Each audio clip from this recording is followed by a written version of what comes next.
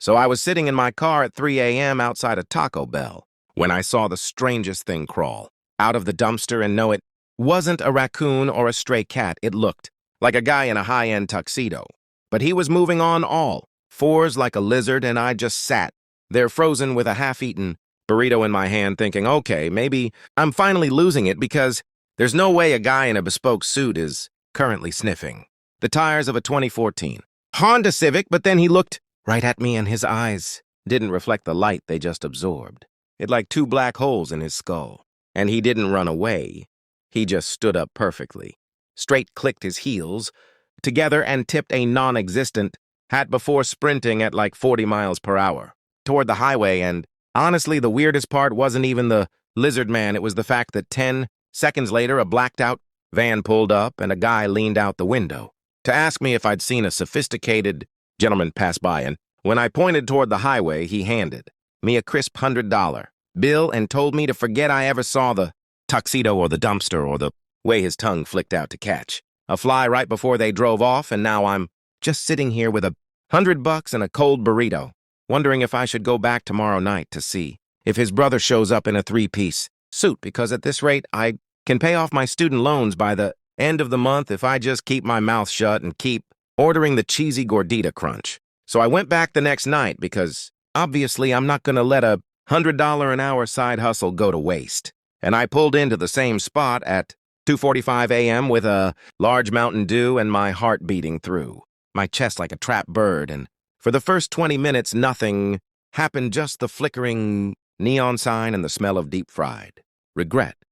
But then the air suddenly got super cold, like the kind of cold that makes your teeth ache, and the dumpster lid didn't just open, it flew off its hinges and hit the brick wall with a massive clang, and out stepped 3 of them this time, all wearing matching navy blue pinstripe suits, looking like they were headed to a corporate merger in the middle of a landfill. And they didn't crawl this time. They marched in perfect synchronization toward my car, and I tried to start the engine, but the key wouldn't even turn. It was like the car was dead or terrified, and the middle, one who had a silver tie and skin that looked like polished marble, tapped on my driver's side window with a fingernail that was way too long and sharp to be human. And when I rolled it down just a crack, he didn't growl or hiss. He spoke in this voice that sounded like 2 grinding stones and asked me if the delivery had arrived yet, and I just stared at him blankly, holding my half-eaten taco, until he pointed to my back seat where a glowing wooden crate had literally materialized out of thin air. And I swear it wasn't there when I got in the car, but before I could say a word, the blacked-out van from last night screeched into the parking lot, and 4 guys in tactical gear jumped out, but they weren't pointing guns. They were holding silver platters with gold-domed covers, and the lizard men started vibrating with excitement while their tails ripped through the back of their expensive trousers. And one of the tactical guys looked at me and hissed that I was now an official logistics liaison,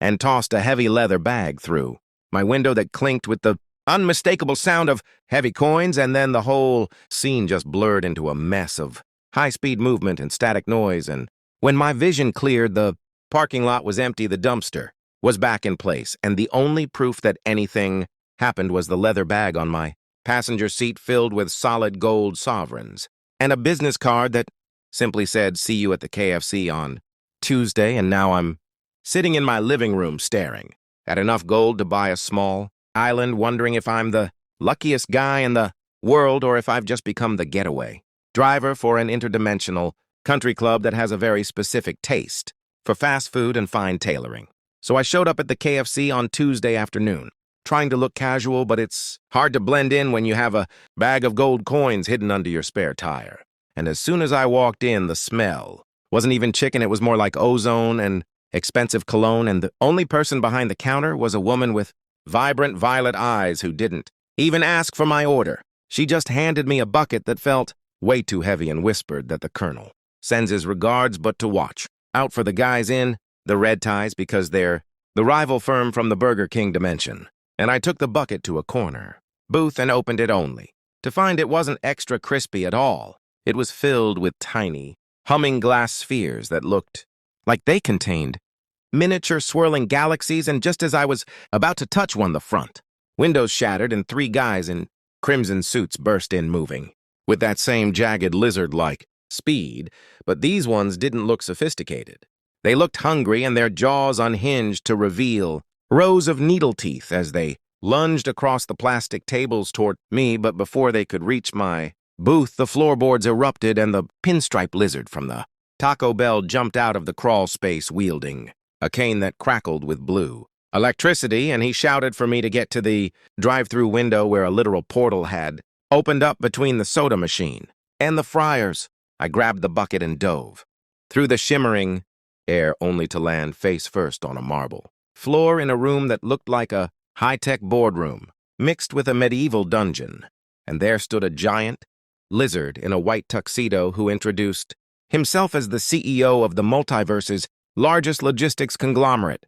And he told me that the spheres in the bucket were actually compressed timelines that the Red Tie faction wanted to eat like snacks to fuel their immortality. And because I had successfully delivered them, I was being promoted from a delivery boy to a senior regional manager of reality stability, which sounds cool, but mostly involves me driving my beat-up Civic through wormholes hidden in fast food chains across the tri-state area, and my first official task was to take the Galaxy bucket to a subway in a subway inside a subway located in a pocket dimension where the bread never gets soggy and the stakes were higher than ever, because if I failed, the Eat Fresh slogan would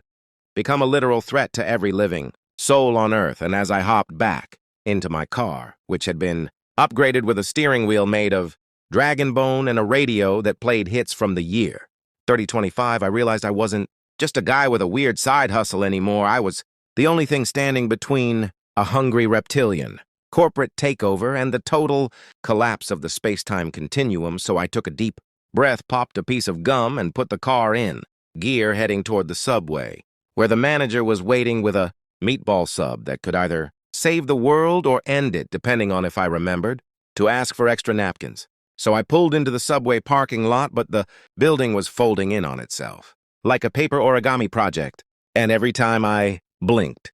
it shifted from a standard sandwich shop to a neon-soaked fortress made of emerald glass, and I walked through the front door and immediately fell through 3 different layers of reality until I landed in the subway within a subway, where the air tasted like oregano and ancient magic, and the manager wasn't even a person. It was a floating mass of sentient vegetable toppings that spoke directly into my brain, telling me that the final transition was beginning and I had to place the galaxy spheres into the special toaster oven, or the Red Tie Lizards would officially franchise our entire universe into a desolate wasteland of overpriced combo meals. But just as I reached for the toaster, the ceiling ripped open and the leader of the Red Tie faction dropped down looking like a 3-piece suit version of a nightmare with a fork and knife, made of dark energy, and he hissed that reality was meant to be consumed one timeline at a time, and he lunged at me with a speed that blurred the very air. But I remembered the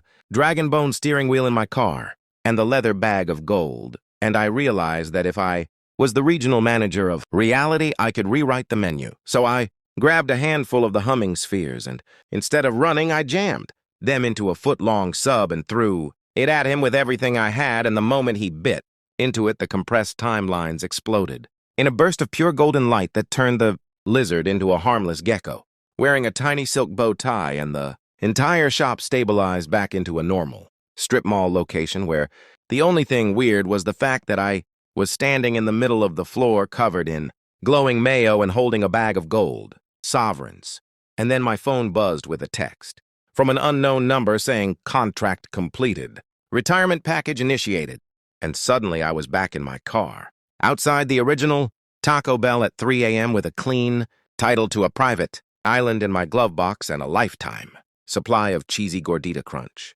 coupons. But as I started the engine and looked in the rearview mirror, I saw my own eyes flash with that same black hole reflection for just a second, and I realized that you don't just walk away from the corporate ladder of the multiverse. You just wait for the next shift to start. So I drove off into the sunrise, knowing that whenever a dumpster lid rattles in the middle of the night, it's probably just a coworker looking for a snack and a promotion.